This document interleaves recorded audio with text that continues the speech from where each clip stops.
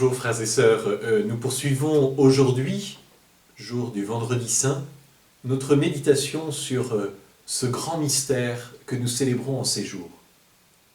Alors je me souviens qu'un frère bénédictin me disait un jour, le jeudi saint, c'est un vase d'albâtre, c'est le calice précieux qui contient tout le mystère. Parfois en effet, seul le langage poétique permet d'approcher la réalité profonde que nous désignons, là où un langage plus technique est impuissant. Et c'est pourquoi d'ailleurs la liturgie a souvent recours à ce mode poétique. Ces 3 jours que nous célébrons ne sont en fait qu'une seule et même liturgie. Tout est donné dans la célébration du Jeudi Saint, mais cela va se déployer jusqu'à l'aube de Pâques. Mystère de mort et de vie, mystère d'amour, de don suprême. Liturgiquement, nous signifions cette continuité par le fait que la messe du Jeudi Saint ne s'achève pas.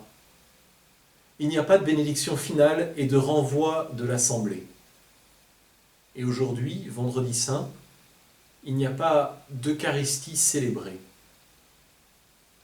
Et tous les autres offices des jours qui suivent le Jeudi Saint ne commencent pas par la salutation liturgique au nom du Père et du Fils et du Saint-Esprit. Pour signifier donc que nous sommes dans un temps dilaté, ce temps de la grâce des grâces, ce temps où Dieu se donne en son Fils Jésus-Christ pour le salut du monde. Alors, retournons ensemble à Venise, si vous le voulez bien, dans la Scuola San Rocco. Le Tintoret a voulu, lui aussi, conserver cette unité dans son programme pictural.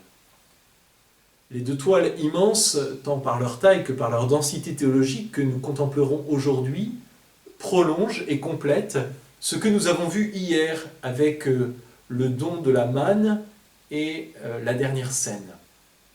Elle constitue aujourd'hui le centre du triptyque que nous allons déployer et surtout elle constitue la clé de lecture, la clé herméneutique de l'ensemble. Alors la première toile que nous contemplerons aujourd'hui impressionne par ses dimensions. Elle fait 8,40 m sur 5,20 m.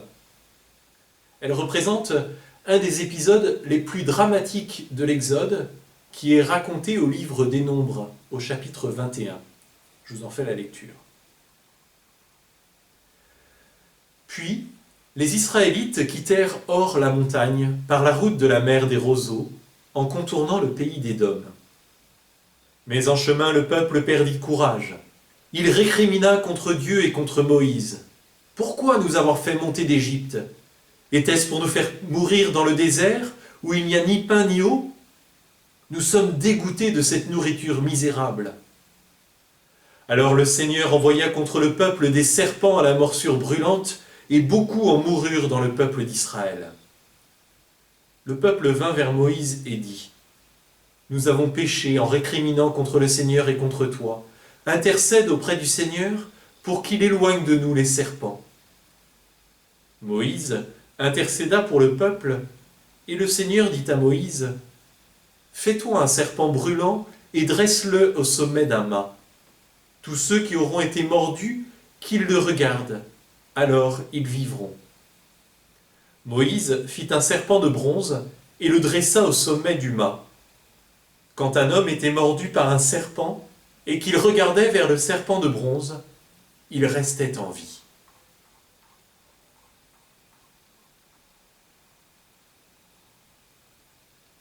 Lorsque nous regardons la toile de Tintoret qui illustre cet épisode, c'est une terrible vision de jugement dernier qui se dégage de cette œuvre.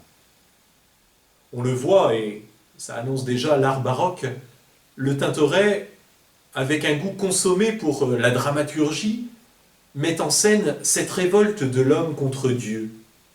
Révolte qui dépasse largement le cadre de l'histoire du peuple d'Israël. N'oublions pas qu'il n'y a pas une seule ligne de l'Écriture qui ne soit une prophétie du Christ. Cette histoire de serpent, de révolte contre Dieu, c'est aussi la nôtre. Parce que nous avons préféré notre confort individualiste au bien commun, parce que nous nous sommes détournés de Dieu, nous nous sommes coupés de la source de la vie et nous connaissons la mort et la souffrance. Cependant, le Seigneur n'est pas un Dieu punisseur. Il ne se résigne pas à voir sa création se détruire toute seule. Et c'est pourquoi, au milieu de toutes ces tribulations, au milieu des épreuves, il envoie le salut pour ceux qui se tournent vers lui, ceux qui consentent à lever les yeux vers lui. Mais n'allons pas trop vite.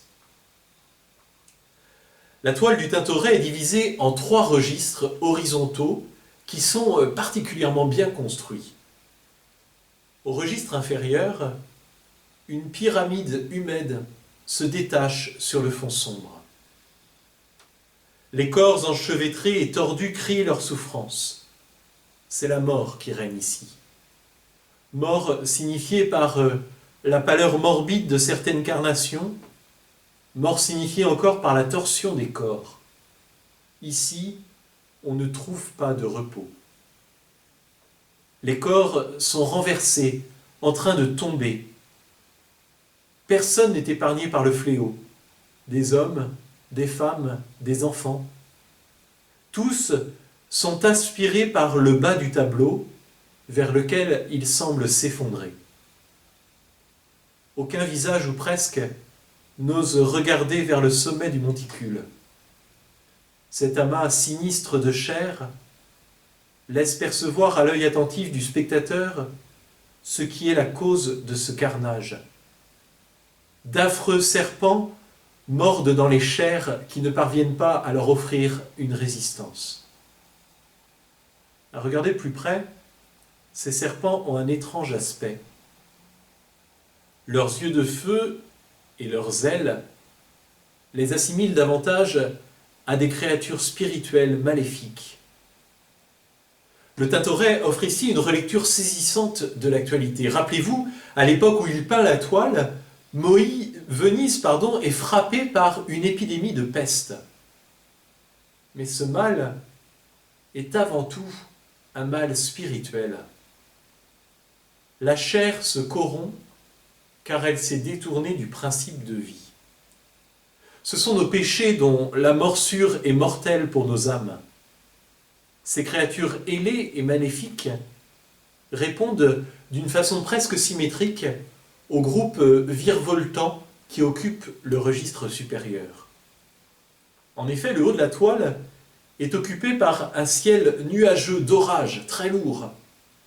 C'est une nuée lumineuse qui, traditionnellement dans la Bible, manifeste la théophanie, la manifestation de Dieu. Elle le manifeste autant qu'elle le soustrait à nos regards. Et c'est effectivement ce que nous réalisons ici, sur la toile du Tintoret. Au milieu d'une troupe céleste virevoltante qui ressemble à une queue de comète, un majestueux vieillard lève sa droite vers la Seine, cette Seine qu'il contemple sur la terre. Nul ne peut le voir face à face sans mourir, comme le dit l'Écriture. Et c'est la raison pour laquelle il se tient dissimulé, caché, derrière la nuée. Même son visage échappe à la saisie du spectateur qui pourtant sonde les cieux, contrairement au personnage de l'action du tableau. Le Tintoret maintient dans l'obscurité le visage du Père pour préserver son inaccessible majesté, sa transcendance. Le Père céleste lève sa main en signe de justice, comme le fera le Christ sur la fresque du jugement dernier de Michel-Ange à la chapelle Sixtine. C'est le jugement du monde qui s'opère en cette heure où le Fils va être élevé pour le salut des hommes pécheurs. Et si vous regardez bien, en bas à gauche de ce groupe céleste, il y a un petit ange, tout irradié de lumière, qui attire notre regard et qui le ramène vers le registre central.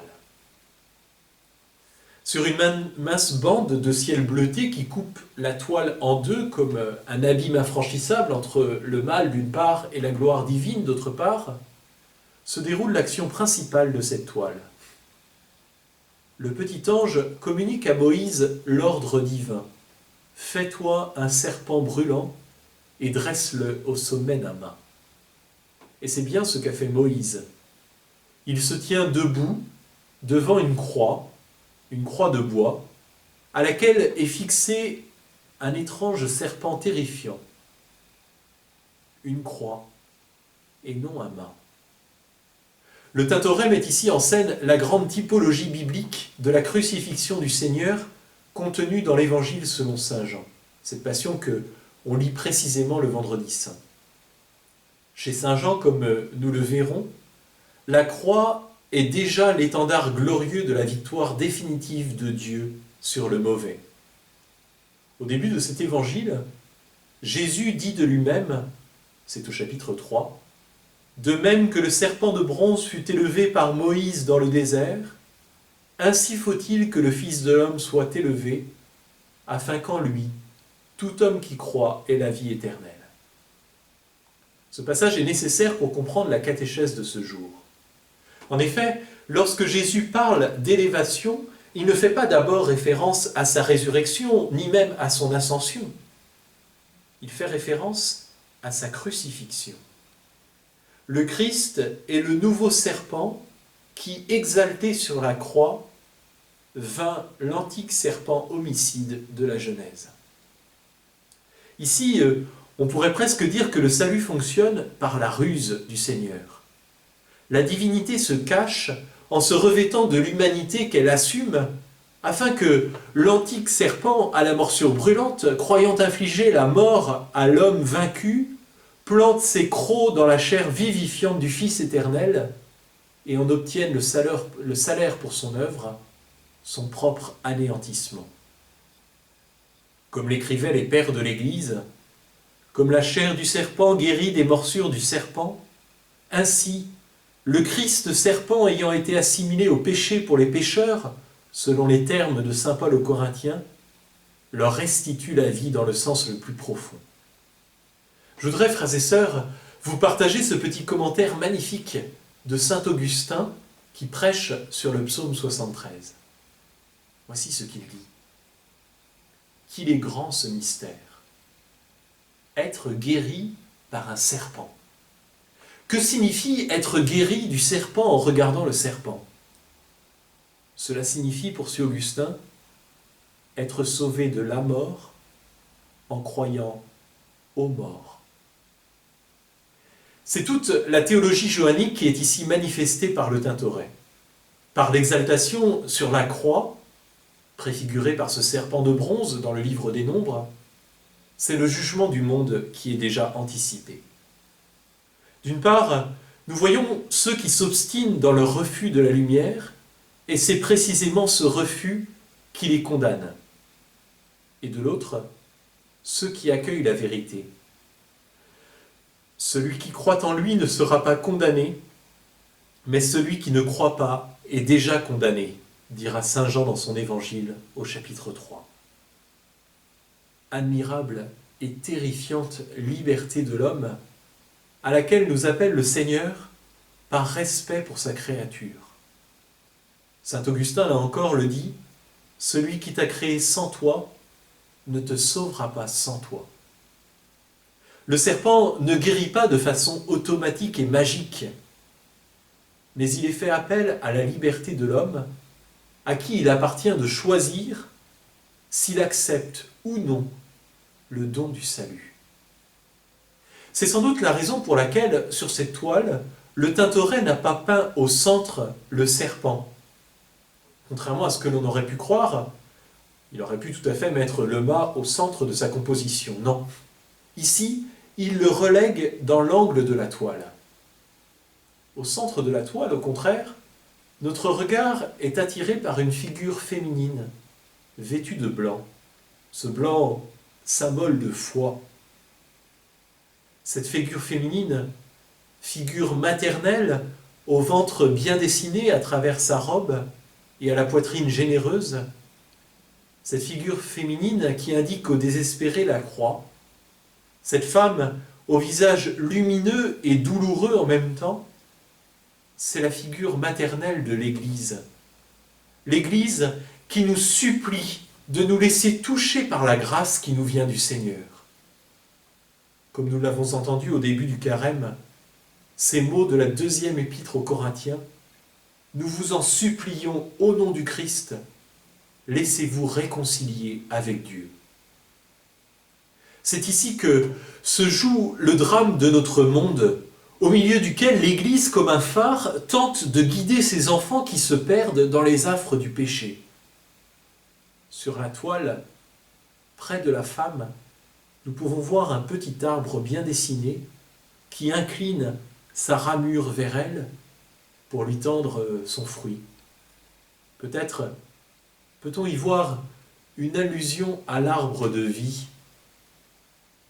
Arbre de vie dont l'accès nous est redonné par le sacrifice du Christ sur la croix. Alors il est temps à présent de nous confronter à la représentation de ce que le serpent d'airain préfigurait, à savoir la crucifixion de notre Seigneur. En entrant dans la salle de l'auberge, au rez-de-chaussée de la Scola, le spectateur se trouve face à cette œuvre absolument saisissante qui donne la raison d'être de l'Église et de son action caritative auprès des plus nécessiteux. Cette œuvre immense, 5,36 m par 12,24 m, est un chef-d'œuvre qui n'a cessé de fasciner ceux qui ont eu la chance de la contempler. Et j'en fais partie. À titre d'exemple, je voudrais vous citer une réflexion étonnante de Maurice Barrès. On ne l'attend pas vraiment là. Dans son livre « La mort de Venise », il écrit ceci. Le titan Tintoret, auteur de cette crucifixion à la Scola San Rocco, je m'étonne que les innombrables personnages si furieux de vie aient pu tenir en même temps dans un cerveau. Cette crucifixion fut peinte en pleine épidémie de peste à Venise en 1565. Et à l'époque, elle fut payée 250 ducats par les confrères de la Scola. Voici ce que nous pouvons dire dans l'Écriture à propos de cette crucifixion. C'est dans l'évangile de Jean. Alors Pilate leur livra Jésus pour qu'il soit crucifié. Ils se saisirent de Jésus. Et lui-même, portant sa croix, sortit en direction du lieu dit le crâne ou calvaire, qui se dit en hébreu Golgotha. C'est là qu'ils le crucifièrent, et deux autres avec lui, un de chaque côté, et Jésus au milieu. Quand les soldats eurent crucifié Jésus, ils prirent ses habits. Ils en firent 4 parts, une pour chaque soldat. Ils prirent aussi la tunique. C'était une tunique sans couture, tissée tout d'une pièce de haut en bas. Alors ils se dirent entre eux, « Ne la déchirons pas, désignons par le sort celui qui l'aura. » Ainsi s'accomplissait la parole de l'Écriture, « Ils se sont partagés mes habits, ils ont tiré au sort mon vêtement. » C'est bien ce que firent les soldats. Or, près de la croix de Jésus se tenaient sa mère et la sœur de sa mère, Marie, femme de Cléophas, et Marie-Madeleine. Jésus, voyant sa mère, et près d'elle le disciple qu'il aimait, dit à sa mère, « Femme, voici ton fils. » Puis il dit au disciple, « Voici ta mère. » Et à partir de cette heure-là, le disciple l'a pris chez lui. Après cela, sachant que tout désormais était achevé, pour que l'Écriture s'accomplisse jusqu'au bout, Jésus dit « J'ai soif ». Il y avait là un récipient plein d'une boisson vinaigrée. On fixa donc une éponge remplie de ce vinaigre à une branche d'hysope, et on l'approcha de sa bouche. Quand il eut pris le vinaigre, Jésus dit « Tout est accompli ». Puis, inclinant la tête, il remit l'esprit.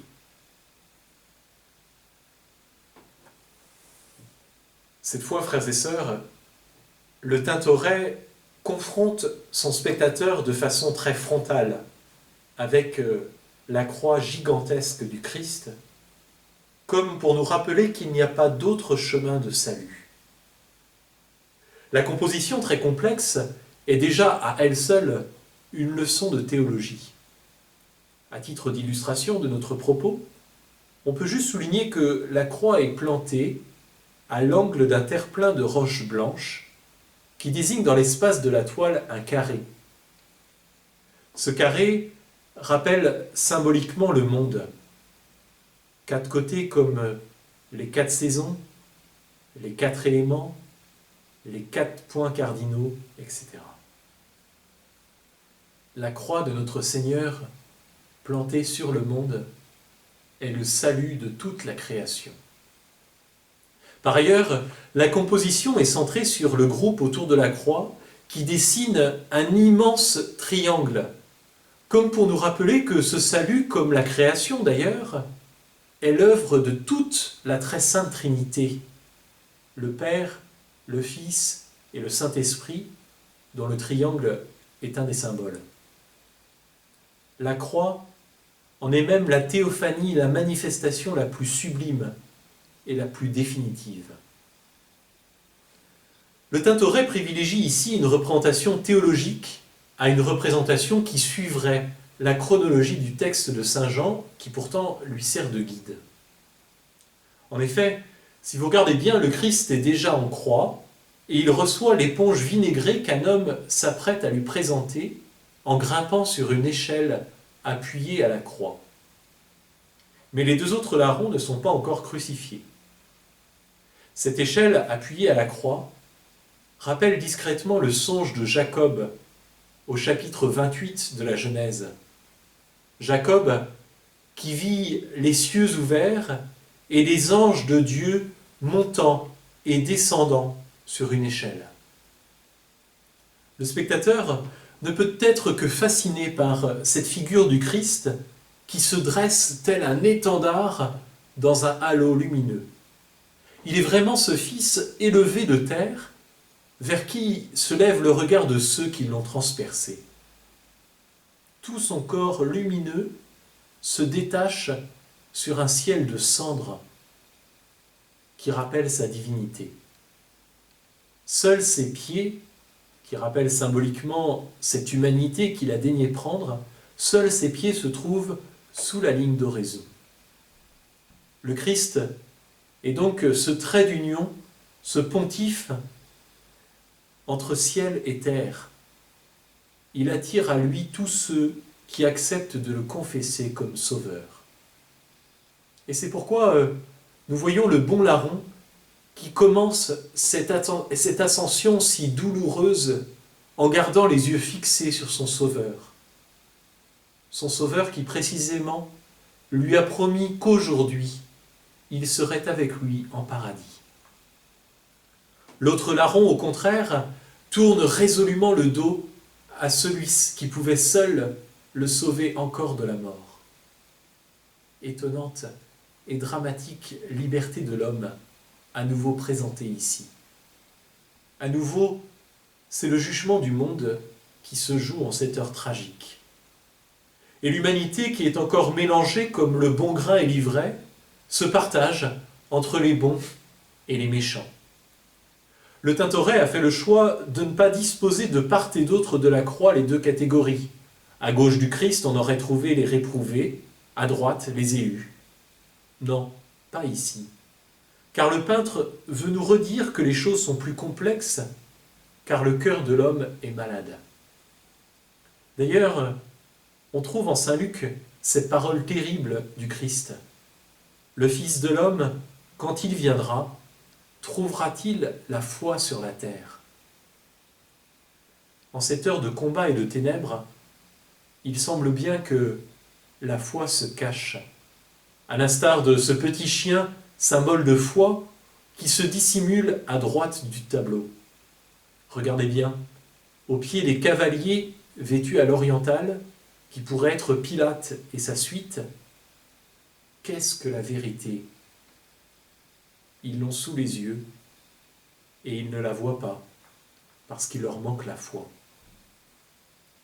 De l'autre côté, comme en vis-à-vis de Pilate, un autre cavalier sur un destrier blanc lève le doigt vers le Christ. C'est le centurion qui confesse sa foi. Vraiment, cet homme était le Fils de Dieu, dira-t-il dans l'évangile de Marc. Ce centurion que la tradition de l'Église a canonisé sous le nom de Saint Longin et qui est ici en train de s'incliner en signe d'humilité. Il a rendu les armes qui gisent désormais à terre devant lui. Au pied de la croix, sous les yeux des spectateurs, le combat spirituel se prolonge. À droite, devant Pilate et ses sbires, on voit un groupe d'hommes qui se cachent à l'intérieur d'un rocher qui ressemble curieusement à un tombeau. Ils jouent au dé la tunique du Christ. Peut-être peut-on y voir une allusion scripturaire au chapitre 6 de l'Apocalypse de Saint Jean, ce grand livre qui termine la révélation biblique. Voici ce qu'on y lit.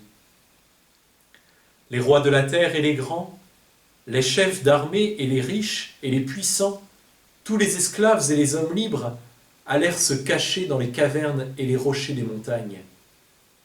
Et ils disaient aux montagnes et aux rochers, « Tombez sur nous et cachez-nous du regard de celui qui siège sur le trône et aussi de la colère de l'agneau.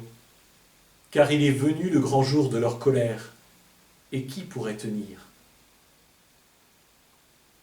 Au contraire de ces impies, agrippés à la croix dans un geste de compassion et de déréliction, le groupe des croyants, ceux qui conservent la foi en ces heures de ténèbres, assistent médusés au sacrifice de l'agneau. On reconnaît la Madeleine à ses cheveux blonds détachés qui ouvre les bras en pleurant son sauveur. Tout près d'elle se tiennent Saint Jean, le disciple à qui Jésus vient de confier sa mère, et Joseph d'Arimathie. Ce dernier s'incline avec vénération devant la mère douloureuse.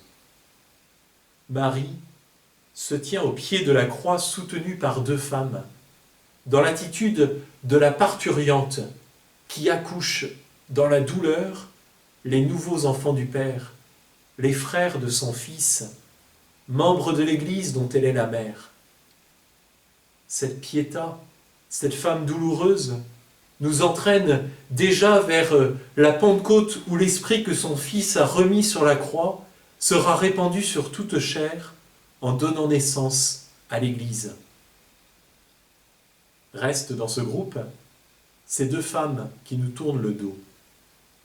La première se colle contre la croix et ouvre les bras dans l'attitude de Laurente, la femme en prière. Elle a revêtu le châle noir des veuves, mais ce châle déjà irradie d'une lumière d'or, présageant de la levée d'un jour nouveau au matin de Pâques.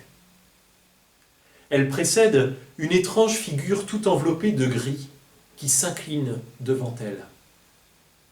Le Tintoret a repris ici l'iconographie traditionnelle de l'Église et de la synagogue.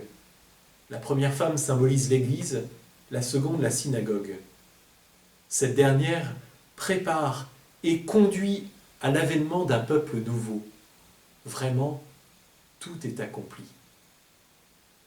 Frères et sœurs, je voudrais aujourd'hui terminer par les mots d'une prière très ancienne.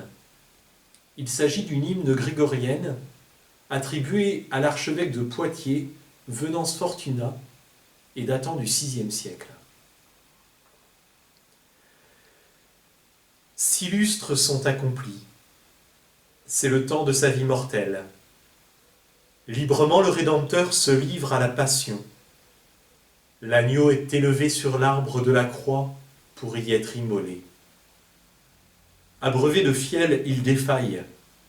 Les épines, les clous, la lance ont percé son tendre corps, d'où s'écoule de l'eau et du sang.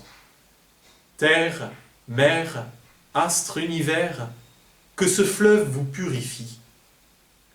Fléchis tes branches, arbre altier, relâche tes fibres tendues, ta rigidité de nature veuille l'assouplir. Aux membres du roi du ciel, ménage un support plus doux. Toi seul, tu as mérité de porter la rançon du monde et de lui préparer un havre, arche après son naufrage, toi que baigna le sang sacré répandu du corps de l'agneau.